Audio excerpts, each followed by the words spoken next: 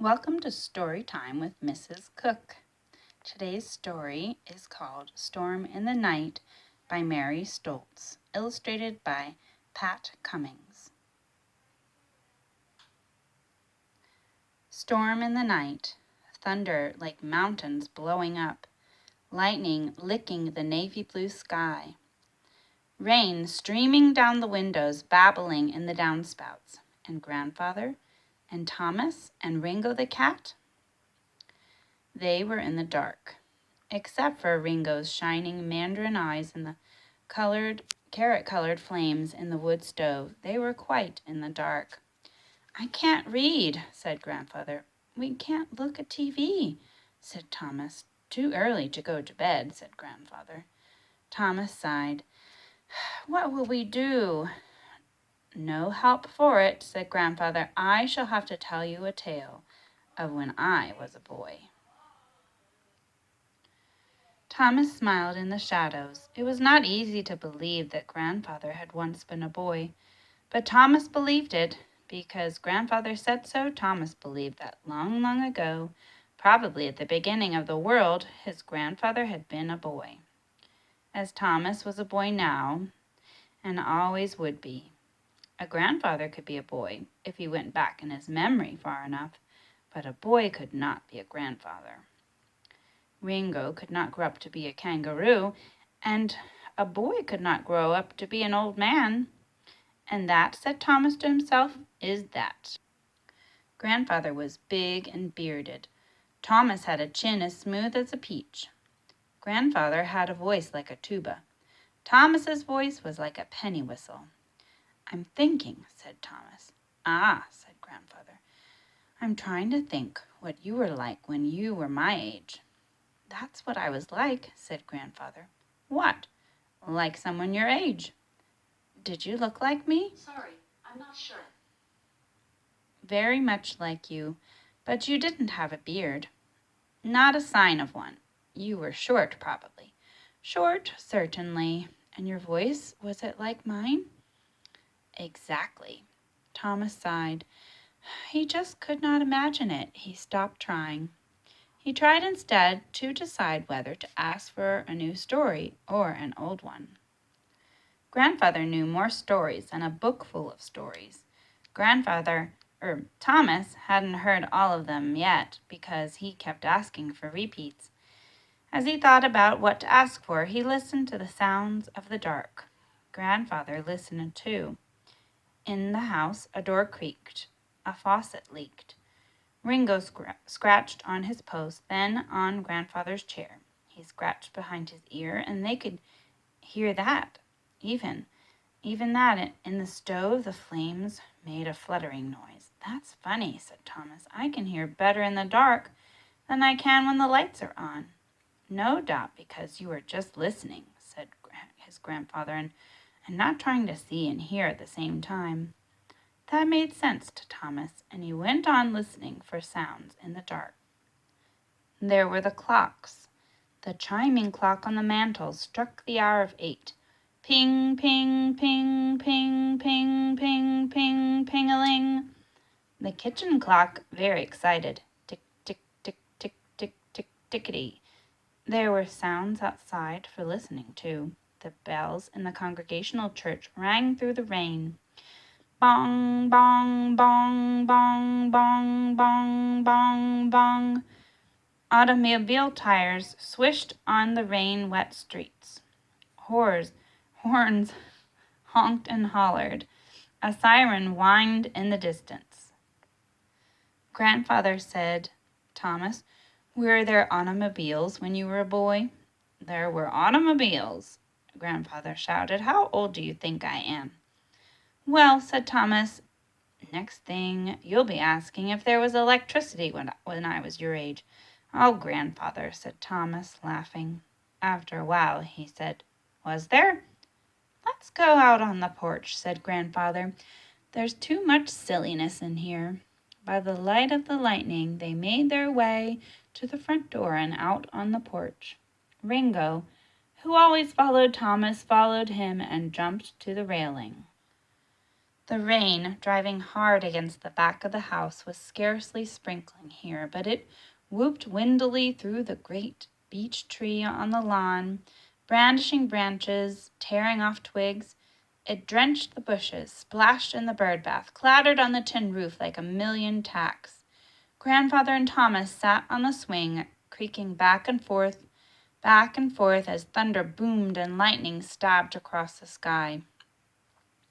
Ringo's fur rose and he turned his head from side to side, his eyes wide and wild in the flashes that lit up the sky. The air smelled peppery and gardeny and new. That's funny, said Thomas. I can smell better in the dark, too.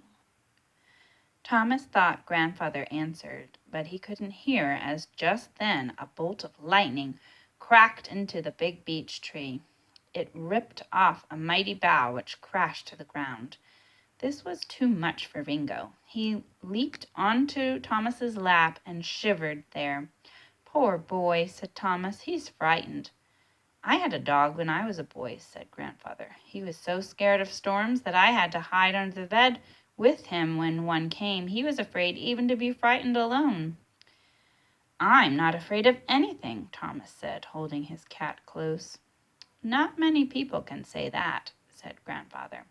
Then he added, well, I suppose anybody could say it.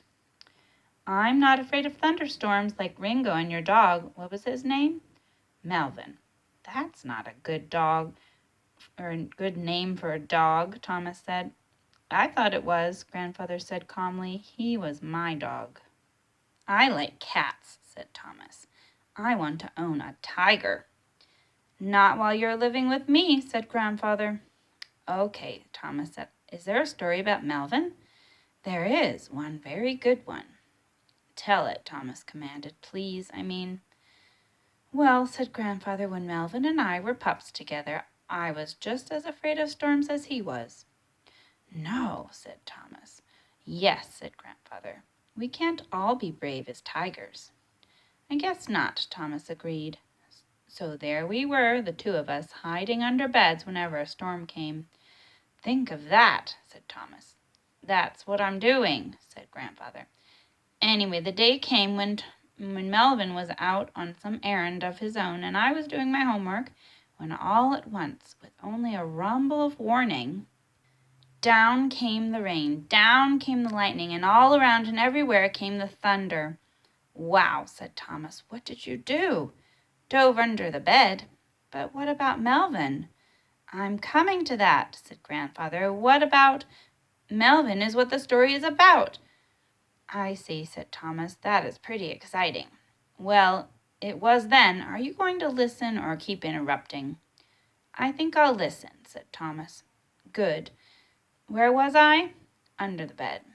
So I was. Well, I lay there shivering at every clap of thunder, and I am ashamed to say that it was some time before I even remembered that my poor little dog was all by himself out in the storm. Thomas shook his head in the dark. And when I did remember, said Grandfather, as he went on, I had the most awful time making myself wriggle out from under the bed and go looking for my father or my mother to ask them to go out and find Melvin for me. Grandfather, I told you I was afraid. This is a true story you're hearing, so I have to tell the truth. Of course, said Thomas, admiring his grandfather for telling a truth like that. Did you find them? I did not. They had gone out someplace for an hour or so, but I had forgotten. Thomas, fear does strange things to people, makes them forget about everything. But how afraid they are. You wouldn't know about that, of course. Thomas stroked his cat and said nothing. In any case, Grandfather went on, there I was, alone and afraid in the kitchen, and there was my poor little dog alone and afraid in the storm. What did you do? Thomas demanded. You didn't leave him out there, did you, Grandfather? Thomas, I put on my raincoat and opened the kitchen door and stepped out on the back porch just as a flash of lightning shook the whole sky and a clap of thunder barreled down and a huge man appeared out of the darkness holding Melvin in his arms. Phew! That man was 7 feet tall and had a face like a crack in the ice. Grandfather, you said you were telling me a true story. It's true because that's how he looked to me. He stood there scowling at me and said, Son, is this your dog? And I nodded because I was too scared to speak. If you don't take better care of him, you shouldn't have him at all, said the terrible man. He pushed Melvin at me and stormed off into the dark. Gee, said Thomas, that wasn't very fair. He didn't know you were frightened too. I mean, Grandfather, how old were you? Just about your age. Well, some people my age can get pretty frightened. Not you, of course. Thomas said nothing. Later on, Grandfather continued, I realized that man wasn't 7 feet tall or even terrible. He was worried about the puppy, so he didn't stop to think about me. Well, I think he should have. People don't always do what they should, Thomas. What's the end of the story? Oh, just what you'd imagine, Grandfather said carelessly. Having overcome my fear enough to forget myself and think about Melvin, I wasn't afraid of storms any more. Oh, good, said Thomas. For a while they were silent. The storm was spent. There were only flickers of lightning, mutterings of thunder, and a little patter of rain. When are the lights going to come on? Thomas asked. You know as much as I do, said Grandfather. Maybe they won't come on for hours, said Thomas. Maybe they won't come on until tomorrow. Maybe not. Maybe they'll never come on again, and what will we do then? We'll think of something, said Grandfather. Grandfather? Yes, Thomas. What I think? I think that maybe if you hadn't been here and Ringo hadn't been here, and I was all alone in the house, and there was a storm, and the lights went out and didn't come on again for a long time, like this, I think maybe then I would be a little bit afraid. Perfectly natural, said Grandfather. Thomas sighed. Grandfather yawned. Ringo jumped to the porch floor and walked daintily into the garden, shaking his legs. After a while, the lights came on. They turned them off and went to bed. The end. Thanks for listening. See you again next time.